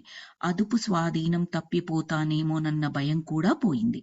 ఇప్పుడు అది మానసిక వైద్యులు ఇటువంటి రోగ లక్షణాలను నయం చేయడానికి ప్రశాంతపరిచే మందుల్ని, ఒత్తిడి తగ్గించే మందుల్ని అధిక మోతాదుల్లో వినియోగిస్తున్నారు. ఈ మందులతో పాటు తీవ్రమైన చికిత్సాంకాలకు, భయాలను పోగొట్టేందుకు ఉపయోగించుకునే సామూహిక చికిత్సా తరగతులకు ఆ రోగులు వెళ్లాల్సి ఉంటుంది. అత్యధిక అధిమానసిక వైద్యులు విశ్వసిస్తున్నారు క్యాథరిన్‌కు ఉన్నట్టి రోగ లక్షణాలని. మూల కారణం పలు జీవ రసాయనాల లోపం వల్లేనని, మస్తిష్క రసాయనాల లోపం వల్లనేనని మామూలుగా జరిగే ట్రీట్మెంట్ గురించి చెప్తున్నారు. ఏది ఉన్నా మనం ఏం చేస్తాం మాస్టర్స్, మందులు అని చెప్పేసేస్తాం. బాడీకి సంబంధించింది, ఇది శరీరానికి సంబంధించిన రోగము అని చెప్పేసి శరీరంలోని ఆ కణ వ్యవస్థను బాగుపరచడానికి ఒక రసాయనాన్ని లోపలికి పంపిస్తాం. న్యాచురల్ గా లోపల జరగాల్సింది జరగలేదనుకోండి, ఆర్టిఫిషియల్ గా మనం బయట నుంచి పంపిస్తూ ఉంటాము. లేదా లోపల ఏదైనా పాడైపోయింది, దాన్ని బాగు చేసుకోవడానికి శరీరానికి శక్తి లేదు, అప్పుడు బయట నుంచి మళ్ళీ కెమికల్ రూపంలో, మందులు అంటే కెమికల్సే కదా, వాటి రూపంలో మనం లోపలికి పంపిస్తూ ఉంటాము. కానీ ఇక్కడ జరిగింది ఏంటంటే మందులు లేవు, అవి ఏమీ లేవు. యోగ చికిత్సలో ఈమెకు సంబంధించిన దాంట్లో కంప్లీట్ డిఫరెంట్ ట్రీట్మెంట్ అన్నమాట. అది ఎక్స్ప్లెయిన్ చేయడానికి చెప్పారు అదంతా మనకి. తర్వాత ఆమెకి ఏ రకాల భయాలు పోయాయి, మృత్యు భయం పోయింది, కొన్ని రకాల భయాలు అవన్నీ పోయాయి అని చెప్పేసి ఏ భయాలు పోయాయో వాటి గురించి కూడా చెప్పారు. ఓ ప్రగాఢ యోగ నిద్రా స్థితిలోకి క్యాథరిన్ ని తీసుకువెళ్తూ కొన్ని వారాలలోనే ఏ మందుల్ని ఉపయోగించకుండా, ఏ సామూహిక భయ చికిత్సా తరగతులకు వెళ్ళనవసరం లేకుండా ఎంతటి అద్భుతమైన స్వస్థత ఆమెలో ఏర్పడిందన్న విషయాన్ని గురించి ఆలోచించాను. అంటే మామూలుగా గ్రూప్ గా కూడా వాళ్ళు ట్రీట్మెంట్స్ ఇచ్చేటట్లున్నారు.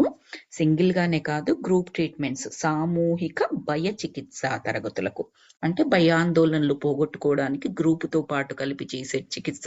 అలాంటివి ఏమీ చేయలేదు, ఏ మందులు వాడలేదు, కానీ ఆమెలో స్వస్థత ఏర్పడింది. దాని గురించి నాకు ఆలోచన వచ్చింది. ఇప్పుడు ఆమెలో ఏర్పడిందన్న విషయాన్ని గురించి ఆలోచించాను. ఆమెలో రోగ లక్షణాలు తగ్గుముఖం పట్టడమే కాదు, ఒక నిజమైన స్వస్థతే ఆమెలో చేకూరింది.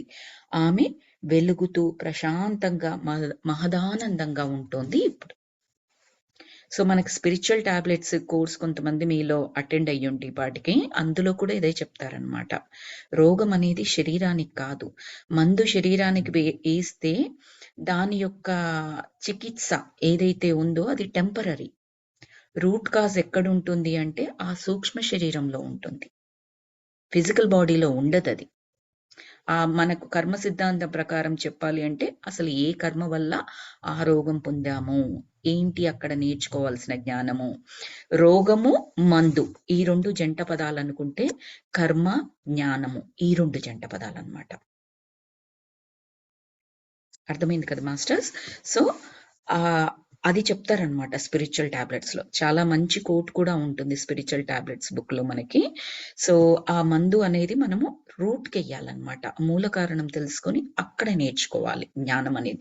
అప్పుడు ఆటోమేటిక్ గా ఆ ఫిజికల్ బాడీలో ఉన్న రోగం మాయమైపోతుంది. అది ఈ మందులో అవసరం ఉండదు మనకి, కానీ దాన్ని బలంగా బిలీవ్ చెయ్యాలి మనం. బలమైన జ్ఞానము, అవేర్నెస్ ఉండాలి, చాలా ఇంపార్టెంట్ ఇది. అలా జరుగుతోందట కదా అని మనకి ఏమాత్రం నమ్మకం లేకుండా లోపల మాత్రం జరుగుతోందని ఒకవైపు, జరగదు అని ఒకవైపు, జరుగుతుందా ఇంకో వైపు నుంచి నేను మందులు వాడితే బెటరు అని అనుకున్నాం అనుకోండి, you may not get the results completely. You may or may not. 100% guarantee ఉండదు. శరణాగతి అన్న వర్డ్ వాడతామే ఆధ్యాత్మికతలో, అలా అన్నమాట. ఆ కర్మకు సంబంధించిన జ్ఞానము నేను తెలుసుకుంటే, నాకు సంబంధించిన కర్మ సంపూర్ణంగా నయమైతే, కంప్లీట్‌గా అదయిపోయినట్లయితే, నేను ఈ సమస్య నుంచి బయటపడతాను అని ఎప్పుడైతే 100% నమ్ముతామో, అప్పుడు అది ఖచ్చితంగా తొలగిపోతుందన్నమాట. ఆ సమస్య తీరిపోతుంది ఆటోమేటిక్‌గా.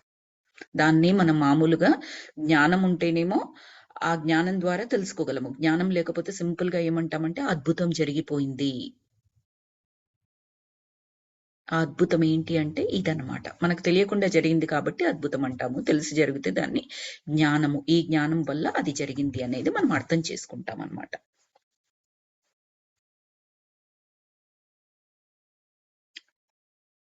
మళ్ళీ ఆమె గొంతు గుసగుస శబ్దంతో తయారైంది. నేనున్నాను ఓ భవనంలో. ఇప్పుడు క్యాథరిన్ చెప్తోంది యోగ నిద్రలో. నేనున్నాను ఒక భవనంలో. ఆ భవనానికి ఉంటోంది ఒక అర్ధ చంద్రాకారపు కప్పు. ఆ కప్పు ఉంటోంది నీలం రంగుతో బంగారు వర్ణంతో. నాతో పాటు వేరే మనుషులు కూడా ఉన్నారు. పాతకాలపు దుస్తుల్ని ధరించి, మురికి దుస్తుల్ని. మేము అక్కడికి ఎందుకు వెళ్ళామో తెలియడం లేదు. ఒక రాతి గట్టు మీద ఎన్నో చిన్న చిన్న శిల్పాలు ఉన్నాయి. గదికి మరొక వైపున ఒక పెద్ద బంగారు శిల్పం ఉన్నది. భీకరాకారంతో దానికి రెక్కలు కూడా ఉన్నాయి. రాక్షసత్వం కనిపిస్తోంది. ఆ విశాలమైన గదిలో ఎంతో వేడిగా ఉంది. ఏ కిటికీలు కూడా లేవు. ఊరికి ఎంతో దూరంగా మేమున్నాము. ఏ అపసవ్యతో కనిపిస్తోంది మేము ఇక్కడ ఉండడంలో. ఇవన్నీ ఎక్స్ప్లెయిన్ చేస్తుంది. ఆమె ఎక్కడ ఉంది, ఆ భవనం ఎలా ఉంది, ఆ చుట్టుపక్కల ప్రదేశాలు ఎలా ఉన్నాయి, ఎవ్రీథింగ్ ఆమె ఎక్స్ప్లెయిన్ చేస్తుంది. అప్పుడు ఈయన అడిగారు, నీకు ఒంట్లో బాగాలేదా అని అడిగారు డాక్టర్ గారు. ఆ యోగ నిద్రలో ఉన్న క్యాథరిన్‌తో. ప్రస్తుతం క్యాథరిన్ కాదు, యోగ నిద్రలో ఉన్న క్యాథరిన్. అంటే అవును, మేమందరము జబ్బుపడి ఉన్నాము. మాకు ఏ రోగం వచ్చిందో తెలియడం లేదు. మా చర్మాలు ఉంటున్నాయి చచ్చిపోతూ. అవి ఉంటున్నాయి బాగా నల్లబడిపోతూ. అంటే మా చర్మాలు నల్లబడిపోయి చచ్చుబడిపోయినట్లుగా ఉన్నాయి అని చెప్తుంది. నా ఒళ్ళు మహా చల్లగా అయిపోయి ఉన్నట్లు నాకు అనిపిస్తోంది. గాలి వేడిగా ఉంటుంది. కలుషితమైపోయి ఉన్నది గాలి. మేము మా గ్రామానికి తిరిగి వెళ్ళలేము. ఇక్కడే పడి ఉండాలి. కొందరు మొహాలు ఎంతో పాడైపోయి ఉన్నాయి. భయంకరంగా వినిపిస్తుంది ఆ రోగం. కుష్టు రోగం లాగా. కాథరిన్‌కి తను అందగత్తెగా ఉన్న జన్మ కలిగి ఉంటే, ఆ జన్మ గురించి ఇప్పటిదాకా మాకు తెలిసి రావడం లేదు. ఎప్పటిదాకా మీరుండాలి అక్కడే అని ప్రశ్నించాను. మనం అనుకున్నాం కదా ఇంతకుముందు క్లాసులలో కూడా, కాథరిన్ ఇప్పటివరకు తీసుకున్న జన్మలన్నీ కూడా ఇలా బానిసత్వంలో ఉన్న జన్మలు, పని మనిషిగా ఉన్న జన్మలు, కష్టపడ్డ జన్మలు, భయాందోళనతో యుద్ధ వాతావరణంలో ఉన్న జన్మలు, ఇలాంటి కష్టమైన జన్మల్ని ఆవిడ తీసుకుంది. సో ఇప్పుడు కూడా మళ్ళీ అలాంటి జన్మ గురించే చెబుతోంది. అక్కడ ఉన్న లక్షణాలన్నీ ఏ లక్షణాలు అంటే కుష్టు రోగం లాంటి లక్షణాలట. అయితే డాక్టర్‌కి ఏమనిపించింది అంటే, కాథరిన్ అందగత్తెగా ఉన్న జన్మ ఒక్కటైనా కలిగి ఉంటే, ఆ జన్మ గురించి ఇప్పటివరకైతే మనకు చెప్పలేదు. మాకు తెలిసి రావడం లేదు అని చెప్పేసి అనిపించిందంట ఆయనకి. సో అప్పుడు ఏమడిగాడంటే, ఎప్పటిదాకా మీరు ఉండాలక్కడ? మీరు అంటే కాథరిన్‌తో పాటు చాలా మంది ఉన్నారు. ఆ జన్మలో ఏ జన్మ గురించి అయితే చెప్తుందో తనతో పాటు కొంతమంది ఉన్నారు. ఎప్పటి వరకు ఉండాలి మీరక్కడ అని చెప్పేసి అడిగాడు. ఎప్పటికీ చచ్చేదాకా ఇక్కడే ఉండాలి మేము. ఈ రోగానికి అసలు చికిత్సే లేదు అని చెప్తుంది. అదేం చెప్పు? దాని పేరు తెలిసిందా నీకు అని అడిగాడు డాక్టర్. తెలీదు. చర్మము పొడిబారి ముడతలు పడిపోతూ ఉంటుంది. ఎన్నో ఏళ్ల నుంచి ఇక్కడే ఉన్నాను. కొంతమంది ఇటీవలే ఇక్కడికొచ్చారు. ఇక్కడి నుంచి మేము పోనే పోకూడదు. మేమున్నాము ఇక్కడే. వెలివేయబడి ఉన్నాము. చావొచ్చేదాకా ఇక్కడే ఉండాలి. అంటే చాలా విరక్తితో చెబుతోంది. ఈ ఇంకేమంటుందంటే ఆ! విరక్తితో ఇంకెక్కడి నుంచి పోయే మార్గం లేదు. చర్మాలు ఇట్లా పడి ఉన్నాయి. రోగగ్రస్తులమై ఉన్నాము. మాకింకో దారి లేదు అన్నట్టుగా విరక్తిగా చెప్తోంది. ఈమె చెప్తూ ఉంటే నాకేది గుర్తొస్తుందంటే, ఇటీవల అదేంటి బిగ్ మూవీ అబ్బా! 'కేజీఎఫ్'. 'కేజీఎఫ్' మూవీ తర్వాత ఓల్డ్ మూవీస్‌లో అయితే చిరంజీవిది ఇంకొక మూవీ ఉంటుంది. అదేం సినిమా నాకు గుర్తులేదు. చిరంజీవి, సుహాసిని, రాధిక వాళ్ళందరూ ఉంటారు. రుద్రవీణ కాదు. ఏదో మూవీ నాకు గుర్తుకు రావట్లేదు. అందులో కూడా అలాగే ఉంటుంది. బానిసత్వంలోకి వెళ్ళిపోతారనమాట చిరంజీవి. ఇంకా అక్కడి నుంచి వాళ్ళకి బయటికి వెళ్ళే మార్గం అనేది ఏమీ కనిపించదు. ఈవిడ ఎక్స్‌ప్లెయిన్ చేస్తుంటే నాకు అలాగే అనిపిస్తోంది. ఆమె ఒక దుర్భరమైన జీవితాన్నే గడిపింది ఒక గుహలో. వేటాడే తిండి సంపాదించుకోవాలి మేము. అంటే తిండి వేటాడిన వాళ్ళే వేటాడుకొని వేటాడిన తిండి వాళ్ళు తినాలన్నమాట. ఒక విధమైన అడవి మృగం ఏదో కనిపిస్తోంది కొమ్ములతో.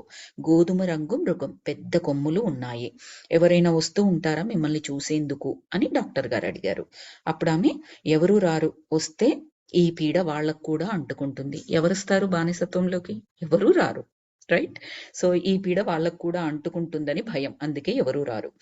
మేము శాపగ్రస్తులమై ఉన్నాము. మేము ఏ పాపాన్నో చేసుకుని ఉంటాము. ఇప్పుడు ఆ శిక్ష అనుభవిస్తున్నాము. ఆమె జీవితకాల సూచిక గడియారంలో, ఆమె వేదాంతంలో గణనీయమైన మార్పులే ఏర్పడుతున్నాయి. మృత్యు అనంతర ఆధ్యాత్మిక స్థితిలో ఆమె మహాప్రజ్ఞ మహాస్థిరంగానే ఉంటుంది. జన్మల గురించి మాట్లాడుతూ ఉన్నప్పుడేమో ఇంకా ఇప్పుడు వేదాంతపరమైన ఈ విధంగా మాట్లాడుతూ ఉంది. ఇంతవరకేమో ఆ విరక్తితో మాట్లాడడం అలా చూసాము. లాస్ట్ జన్మ ఈ జన్మ గురించి మాట్లాడుతూ ఉన్నప్పుడేమో ఇప్పుడు ఇక్కడ లాస్ట్ లో మాట్లాడింది కదా ఒక వాక్యము, ఏదో కర్మ చేసి ఉన్నాము, దానికి శిక్ష అనుభవిస్తున్నాము, ఇలాంటి మాటలు ఇప్పుడు మాట్లాడుతోంది. అంటే తన యొక్క పరిజ్ఞానం అనేది పెరిగిందనమాట. ఆ విసుక్కోవడం, చిరాకు పడ్డం ఇదొక్కటే కాకుండా దానితో పాటుగా ఏదో కర్మ ఉంది, అందుకే నేను శిక్ష అనుభవిస్తున్నాను. దాన్ని డాక్టర్ గారు వేదాంత ధోరణిలో చెబుతోంది అని చెబుతున్నారనమాట. మృత్యు అనంతరం కాంతిలోకాల్లోకి వెళ్ళినప్పుడు ఆమె ద్వారా వినిపించే సందేశాలు మాత్రం మహాప్రజ్ఞ, మహాస్థిరంగా, అంటే ఎంతో తెలివిగా అనిపిస్తూ ఉన్నాయి, ప్రజ్ఞతో కూడుకుని ఉన్నాయి. తర్వాత ఇంకో క్వశ్చన్ అడిగారు డాక్టర్. అదేం సంవత్సరమో తెలుస్తోందా నీకేమైనా అని అడిగారు. కాలగతి ఉంటుంది ఎరుక లేకుండా. మేమున్నాము రోగంతో, తీసుకుంటూ చావు కోసం. ఇది నాకు కాలం గురించి ఏమీ తెలిసేటట్లు లేదు. అదే బిగ్ బాస్ హౌస్ లోకి వెళ్తే వాళ్ళ కాలం తెలియదు చూడండి, ఆ లోపల పడేస్తారు. అది కూడా ఇంకొక రకమైన బానిసత్వం ఏమో, మోడర్న్ బానిసత్వం అనుకుంటా. అది గుర్తొచ్చింది ఇప్పుడు నాకు. సో వాళ్ళకి టైం గురించి తెలియదు కదండి ఆ బిగ్ బాస్ హౌస్ లో ఉన్న వాళ్ళకి. సో ఇక్కడ కూడా కాలం గురించి మాకేమీ తెలియదు. మా బతికేంటంటే ఈ రోగంతో పాటు ఉండడం, ఈ రోగంతో పాటే చావడం అని చెప్తోంది. బ్రతికి ఉంటామేమోనన్న నమ్మకం ఏదైనా నీకు అనిపిస్తోందా అని చెప్పేసి అడిగాడు. అడిగేటప్పుడు డాక్టర్ కూడా నిరాశగానే అనిపించిందంట ఆ క్వశ్చన్ అడుగుతుంటే. ఆమె మాట్లాడే విధానాన్ని బట్టి ఈయన కూడా నిరాశ ఆవహించేసిందనమాట. ఏ నమ్మకము లేదు, చావు తప్పదు, నా చేతులు ఎంతో నొప్పి పెడుతున్నాయి, మహాబలహీనంగా ఉన్నాను నేను, వృద్ధురాల్ని, కదలాలి అన్నా కూడా ఎంతో కష్టంగా ఉంది అని చెప్పింది. కదల్లేని స్థితి వచ్చేసినప్పుడు ఏం జరుగుతుంది అని అడిగాడు డాక్టర్. ఇంకో గుహలోకి తీసుకెళ్లి పడేస్తారు, అక్కడే చచ్చిపోవడానికి. ఇప్పుడు కదలగలిగే స్థితిలో ఉన్నప్పుడు ఒక గుహలో ఉన్నారు, కదలలేని స్థితి వచ్చినప్పుడు ఏం చేస్తారు మిమ్మల్ని వాళ్ళు అంటే ఇంకో గుహలో పడేస్తారు. మరి చచ్చిపోయిన తర్వాత ఏం చేస్తారు? ఇంకో క్వశ్చన్ అడిగారు. ఆ గుహను ఒక పెద్ద బండతో మూసేస్తారు. అమ్మ బాబాయ్. అంటే చచ్చిపోయే ముందర ఇప్పుడు కదలలేని వాళ్ళందరినీ తీసుకెళ్లి గుహలో పడేస్తారు కదా, వాళ్ళు చచ్చిపోతే ఆ గుహను మూసేస్తారట. దట్స్ ఇట్, ఇంకా డన్ అక్కడ వాళ్ళు. మీకేమైనా అర్థమవుతుందా? కనెక్ట్ అవ్వగలుగుతున్నారా? నేను డాట్స్ ఇప్పుడే కనెక్ట్ చేసుకున్నాను. ఆ గుహను క్లోజ్ చేస్తే ఏమవుతుందో చెప్పండి. ఈ చనిపోయిన శరీరాలు అందులో ఉన్నవి, శరీరం చనిపోయింది, ఆత్మ కూడా ఉంటుంది కదా, చనిపోయి అది గుహను క్లోజ్ చేసినప్పుడు ఏముంటుంది? చీకటిగా ఉంటుంది. మీకు గుర్తుందా ఇంతకు ముందు పేజ్ లో ఏం చెప్పారు? చీకటి అంటే ఇంకా భయపడుతోంది అని చెప్పారు. చూద్దాం ఈ రెండు ఎక్కడైనా కనెక్ట్ చేస్తారేమో. నేనైతే అలా కనెక్ట్ చేసుకున్నాను ఇక్కడ. ఆ గుహను పెద్ద బండతో మూసేస్తారు. మళ్ళీ డాక్టర్ ఇంకో క్వశ్చన్ ఏం అడిగారంటే, మనిషి చావకముందే మూసేస్తారా గుహను ఎప్పుడైనా? మూసి ఉన్న గదిలో ఉండేందుకు క్యాథరిన్ ఎందుకు భయపడుతూ ఉంటుందో కారణం తెలుసుకునేందుకు నేను ప్రయత్నిస్తున్నాను. Very nice. ఇప్పుడు మనం అనుకున్నది దీన్ని కనెక్ట్ చేస్తున్నారు డాక్టర్. మీరు చనిపోకముందే ఎప్పుడైనా గుహ డోర్ క్లోజ్ చేస్తారా? క్లోజ్ చేస్తే కంప్లీట్ చీకట్లో ఉన్నట్టు కదా, ఎంత భయంతో విలవిల్లాడిపోతారు వాళ్ళు. ఆ భయం అనేది ఎన్ని జన్మల వరకు ట్రావెల్ అవుతుంది, మనం ఇప్పుడు అర్థం చేసుకోవాలి. సో డాక్టర్ గారికి కూడా అదే వచ్చిందనమాట. మనం కనెక్ట్ చేసుకున్న డాట్సే డాక్టర్ కూడా కనెక్ట్ చేసుకున్నారు. మూసి ఉన్న గదిలో ఉండేందుకు క్యాథరిన్ ఎందుకు భయపడుతుందో ఉంటుందో కారణం బహుశా ఇదే ఉండవచ్చేమో అని చెప్పేసి ఆయన క్వశ్చన్ అడిగారు. క్యాథరిన్ ఏమంటుందంటే, నాకు తెలీదు, మూసేయబడిన గుహల్లో నేనెప్పుడూ లేను, మిగతా రోగులతో పాటే నేను ఉండేదాన్ని, మహావేడిగా ఉంటుంది అక్కడ, నేను మహావేడిగా ఉంటుంది అక్కడ, ఏ బండరాయికు ఆనుకొని నేను కూర్చుని ఉండేదాన్ని, ఓ మూలపడి ఉండేదాన్ని. ఈమె ఇప్పుడు చనిపోయి లేదు కదా. ఈమె ఏం చెప్తుందంటే తనకు తెలిసిన ఇన్ఫర్మేషన్. నేను ఇప్పుడు కదలగలిగే స్థితిలో ఉన్నాను, ఈ గుహలో ఉన్నాను. కదలలేని స్థితిలో ఉన్నప్పుడు ఏమవుతుందని డాక్టర్ అడిగితే తనకు తెలిసిన ఇన్ఫర్మేషన్ ఇంకో గదిలో పడేస్తారు, ఇంకో గుహలో పడేస్తారు అని చెప్పేసి చెప్పింది. మరి చచ్చిపోతే ఏం చేస్తారంటే అది మూసేస్తారని చెప్పింది. మరి నీకలా ఎప్పుడైనా మూసేసినట్టు గుహ కనిపించిందా అంటే, నేను ఆ గుహకి ఎప్పుడూ ఎళ్ళలేదు. ఇంకా కదులుతూనే ఉన్నాను అని చెప్పినట్లనమాట. సో, ఇక్కడ మాత్రం మహా వేడిగా ఉంటది. ఏ బండరాయికో ఆనుకొని కూర్చుని ఉంటాను నేనిక్కడ. ఎప్పుడూ మూలన బడి ఉంటాను రుద్రాల్ని కాబట్టి అని చెప్తుంది. అయితే అదేం గది అని అడిగారు. దైవ ప్రార్థన కోసం ఎందరో దేవుళ్ళు ఎంతో ఉడికిపోతోందిక్కడ. ఏం గది అంటే దైవ ప్రార్థన కోసం ఎందరో దేవుళ్ళు ఎంతో ఉడికిపోతోంది ఇక్కడ అని చెప్పేసి చెబుతోంది. అంతే. దాని మీనింగ్ ఏంటో అర్థం కావట్లేదు మాస్టర్స్ ఇక్కడ. ఏం గది అంటే దైవ ప్రార్థన కోసం. ఎందరో దేవుళ్ళు ఎంతో ఉడికిపోతోందిక్కడ. ఓకే. ఆహ్, తర్వాత ఏమంటుందంటే ఆమెను అదే అక్కడికే వదిలేశారు. మన డాక్టర్ గారు కూడా ఆయన కూడా అర్థం కాలేదేమో వదిలేశారు. ఆమెను కాలంలో కాస్త ముందుకు తీసుకువెళ్ళాను. నాకు ఏదో తెల్లగా కనిపిస్తోంది. అదేదో ఇంటి కప్పులాగా ఉంది. ఎవరినో అక్కడికి తరలిస్తున్నారు అని చెప్పేసి చెప్పింది క్యాథరిన్. నిన్నేనా ఆ తరలించేది? ఆ మనిషి నువ్వేనా? అని చెప్పేసంటే, తెలీదు. మృత్యువును నేను ఆహ్వానిస్తాను. శరీరపు బాధను భరించలేకపోతున్నాను. క్యాథరిన్ మొహం నొప్పితో వికారమైపోయింది. ఆ గది లోపల ఉష్ణాన్ని భరించలేకపోతోంది. ఆమెను తను మరణించే రోజుల్లోకి తీసుకెళ్ళాను. ఆమె ఇంకా రొప్పుతూనే ఉంది. ఆమె చెప్తుందనమాట. నేనింక ఇది భరించలేకపోతున్నాను. మృత్యువుని ఆహ్వానిస్తానంటే, ఇంకా డాక్టర్ గారు చెప్పాలి. మృత్యువు దగ్గరికి వెళ్ళు. నువ్వు నీ లాస్ట్ రోజుల్లోకి వెళ్ళు. అక్కడేం జరిగిందో చెప్పు అని చెప్పేసి డాక్టర్ చెప్తున్నారనమాట. ఆమె చెప్పిన దాన్ని బట్టి. ఊపిరి ఆడడం లేదా అని డాక్టర్ అడిగారు. అవును. ఈ వేడికి చచ్చిపోతున్నాను. చీకటి. ఏమీ కనిపించడం లేదు. కదల్లేకుండా ఉన్నాను. ఆమె మరణిస్తోంది. శరీరం చచ్చుబడిపోతోంది. ఒంటరిగా ఉంటోంది. ఆ వేడి చీకటి గదిలో ఆ గుహ ముఖద్వారం అప్పటికే మూత పెట్టెయ్యబడి ఉంటోంది. ఆమె ఉంటోంది ఆ మహాభీతితో, మహాదైన్యంలో. ఆమె శ్వాస మరింత క్రమం తప్పుతోంది. వేగవంతం అయిపోతూ ఉంది. అస్తవ్యస్తం అయిపోతూ ఉంది. కరుణతో మృత్యువు ఆమెను వరించింది. ఆమె వ్యధాభరిత జీవితం అంతమైపోయింది. ఎంతో తేలిక అయిపోతున్నాను. తేలిపోతున్నట్లు ఉంది. మహాకాంతి నిండి ఉంది ఇక్కడ. ఎంతో అద్భుతంగా ఉంది. అయిపోయింది. మృత్యువు గురించి చెప్పింది. చివరి రోజుల్లోకి తీసుకెళ్ళాడు. అదెలా జరిగిందో చెప్పింది. ఆ గుహ మూసేశారు. చీకటిగా ఉంది, వేడిగా ఉంది. ఉక్కపోతూ చచ్చిపోయాను. మృత్యువుని వేడుకున్నాను. మృత్యువు కరుణించింది. చచ్చిపోయాను. చచ్చిపోయిన తర్వాత తేలిగ్గా ఉంది. తేలిపోతున్నట్లుంది. ఎక్కడున్నావు అంటే మహాకాంతి నిండి ఉంది. అంటే ఏంటి? మళ్ళీ కాంతి లోకంలోకి వెళ్ళిపోతుందనమాట. అక్కడ ఎంతో అద్భుతంగా ఉంది. సో, మరణం అనేది విడుదల. పత్రిజీ చెప్తారు కదా! మరణం విడుదల. ఆ బాధ నుంచి మృత్యువు నన్ను కరుణించింది అని చెప్పింది. సో, కాంతి లోకంలోకెళ్ళిపోయింది. అక్కడ మహా అద్భుతంగా ఉందన్నమాట ఆమెకి. ఇంకా బాధ అనుభవిస్తున్నావా అని అడిగాడు. అంటే లేదు. ఆమె మౌనం వహించింది. నేను నేను అంటే డాక్టర్ గారు. నేను మాస్టర్లు అప్పుడొస్తారని ఎదురు చూస్తూ ఉన్నాను. కానీ అక్కడి నుంచి ఆమె రివ్వున వెళ్ళిపోయింది. నేను పడిపోతున్నాను మహావేగంగా. నేను మరో శరీరంలోకి వెళ్ళిపోతున్నాను. క్యాథరిన్ పొందుతున్నంతటి ఆశ్చర్యానుభూతిని నేను కూడా పొందాను. ఏమంటున్నారంటే, ఆ జన్మ అయిపోగానే కాంతిలోకంలోకి వెళ్ళిపోయింది గదా! కాంతిలోకం నుంచి మాస్టర్స్ మాట్లాడాలి కదా! మామూలుగా మనకు అర్థమవుతున్న ప్రక్రియ ప్రకారం ఇప్పుడు మాస్టర్స్ మాట్లాడాలి. సో, ఇంకా బాధ అనుభవిస్తున్నామన్నప్పుడు లేదు అని చెప్పి మౌనం వహించేసింది. సో, డాక్టర్ ఏమనుకున్నారంటే, కాంతిలోకంలో మాస్టర్స్ ఇంక మాట్లాడతారు అని చెప్పేసి అనుకున్నారు. కానీ రివ్వున అక్కడి నుంచి ఆమె వెళ్ళిపోయింది. అంటే ఏమని చెప్తోందంటే, నేను మహావేగంగా పడిపోతున్నాను. ఇంకో శరీరంలోకి వెళ్ళిపోతున్నాను. ఇక్కడ మధ్యలో ఎయిదర్ కాంతిలోకంలో ఆమె గ్యాప్ అయినా తీసుకొని ఉండకుండా ఉండాల్సింది. అంటే వెంటనే ఇంకో జన్మ తీసుకోవడం. ఆర్ ఎల్స్ ఆ కాంతిలోకానికి సంబంధించిన ఇన్ఫర్మేషన్ ప్రస్తుతం మనకివ్వబడడం లేదు ఆమె ద్వారా. ఈ రెండిట్లో ఏదైనా జరిగుండాలి. కొన్నిసార్లు కొన్ని జన్మలు మనం వెంటనే తీసుకుంటాము. కొన్నిసార్లు జన్మ తర్వాత జన్మకు మధ్యలో కొంచెం గ్యాప్ రావచ్చు. బోలెడంత గ్యాప్ కూడా రావచ్చు. ఇక్కడ మనకి ఎయిదర్ ఆమె గ్యాప్ అయినా లేకపోయి ఉండాలి. రెండోది ప్రస్తుతానికి మనకు మాస్టర్స్ కాంతిలోకంలో నుంచి ఈ పర్టిక్యులర్ సమయంలో సందేశం అందించకుండా ఉండాలి. ఏదైనా జరగొచ్చనమాట. సో, ఇప్పుడు ఇంకొక జన్మలోకి ప్రవేశించిందామె. మనం ఇక్కడ స్టాప్ చేసుకుందాం మాస్టర్స్. ఇన్ కేస్ రేపు మన క్లాస్ ఉన్నట్లయితే రేపు కంటిన్యూ చేసుకుందాం. Thank you so much masters. I will stop the recording here.